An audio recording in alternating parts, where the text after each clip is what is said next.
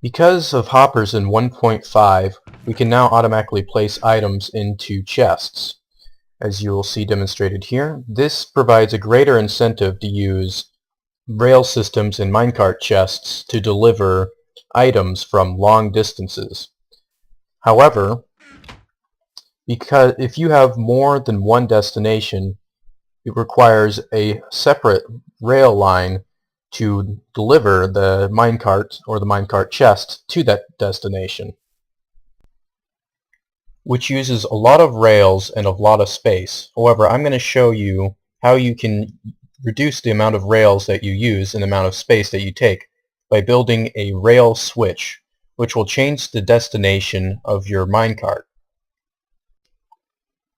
This is one of two switch systems that I've discovered. It will allow you to either send a minecart to the north or to the east, or inversely to the north or to the west. Also inversely, it will allow you to send a minecart to the west or to the east. There is no need to use this switch or any sort of switch to send minecarts to the south, because by default minecarts desire to travel to the south when pushed onto another rail, as you see there.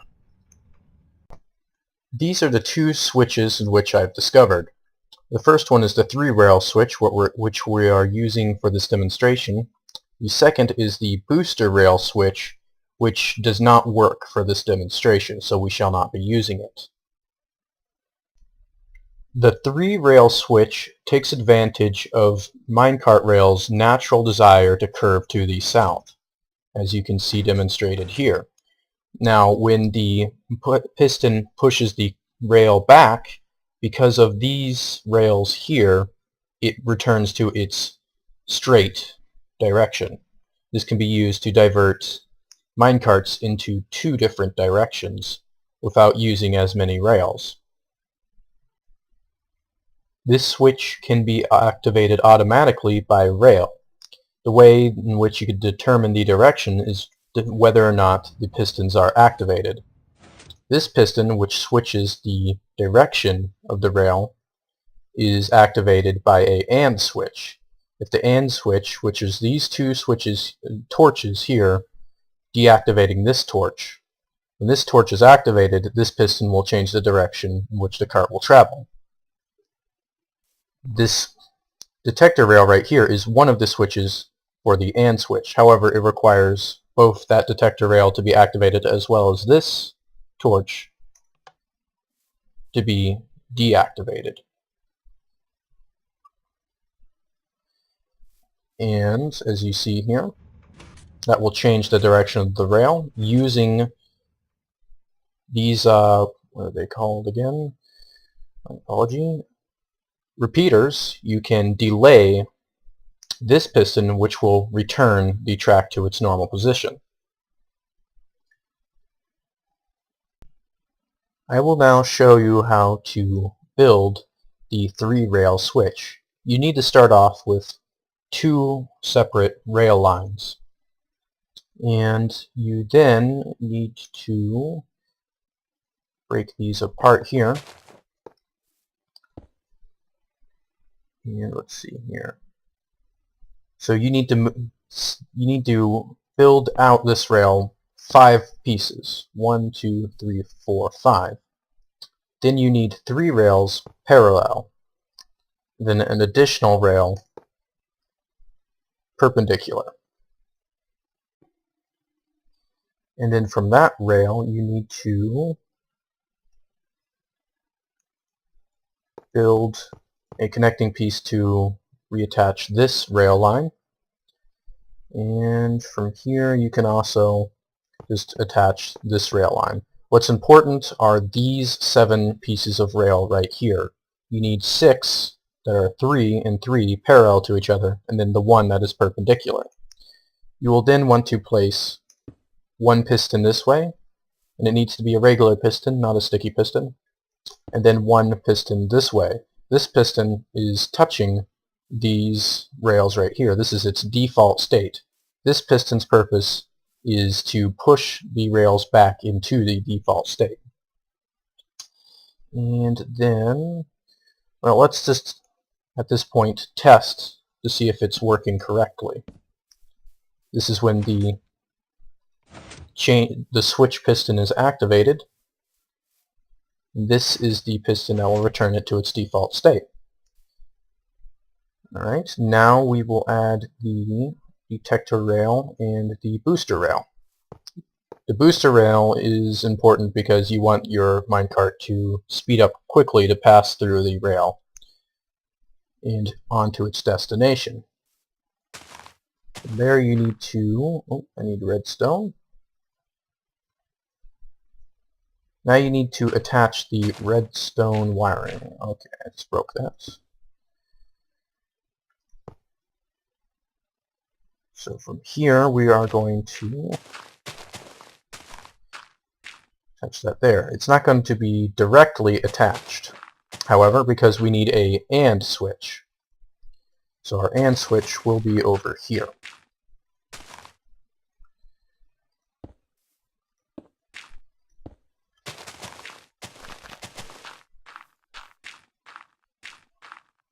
Need redstone torches as well. So this is the torch that will activate the switch piston that will change the minecart's destination.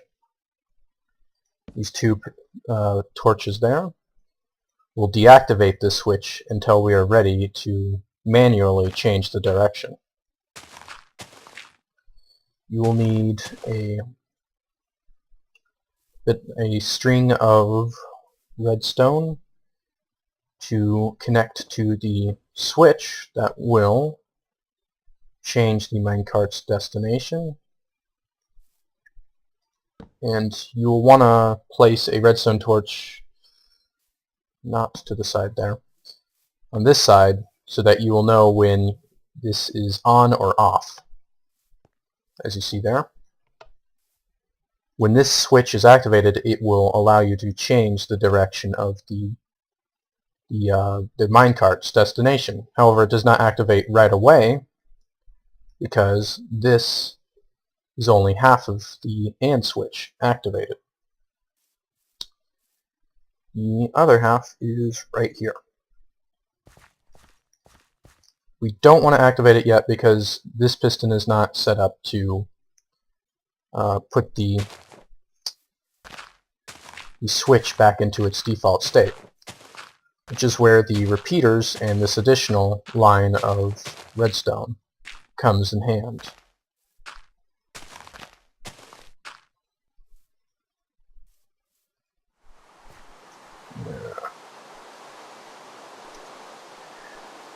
So you're now going to place the repeaters.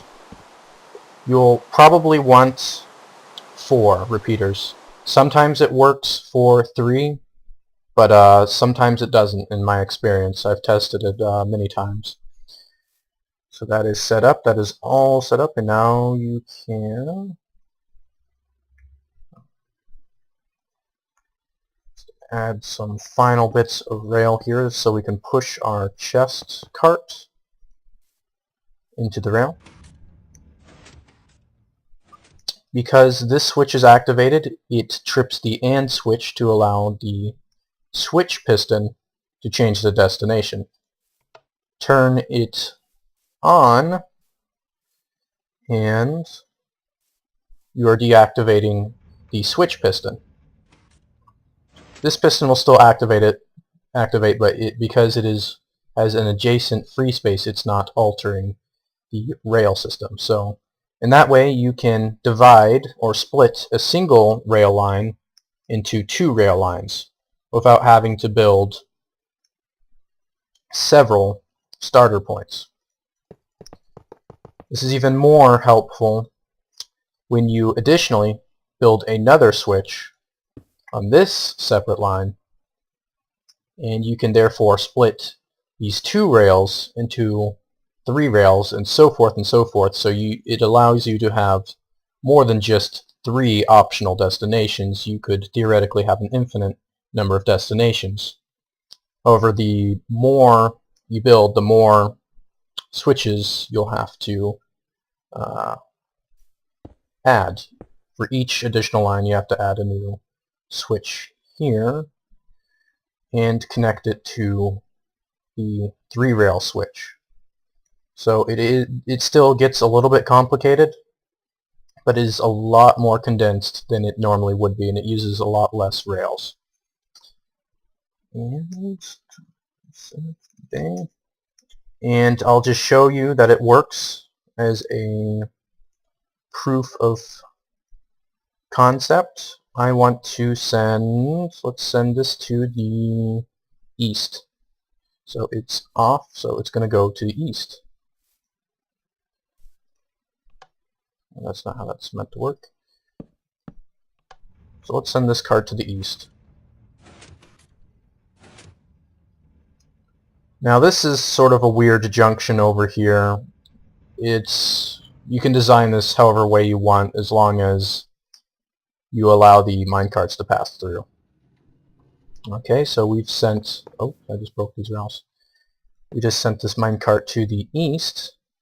Now let's send it to the south. That's real easy.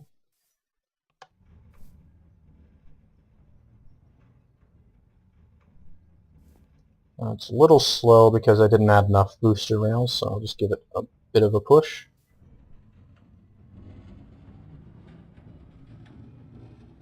Yeah, it's gone to the south. I haven't set a system over here because I'm lazy and I only need to do it 3 times to prove the concept.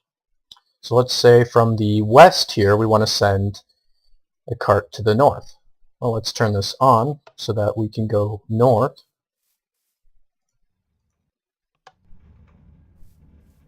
And this will travel to the north.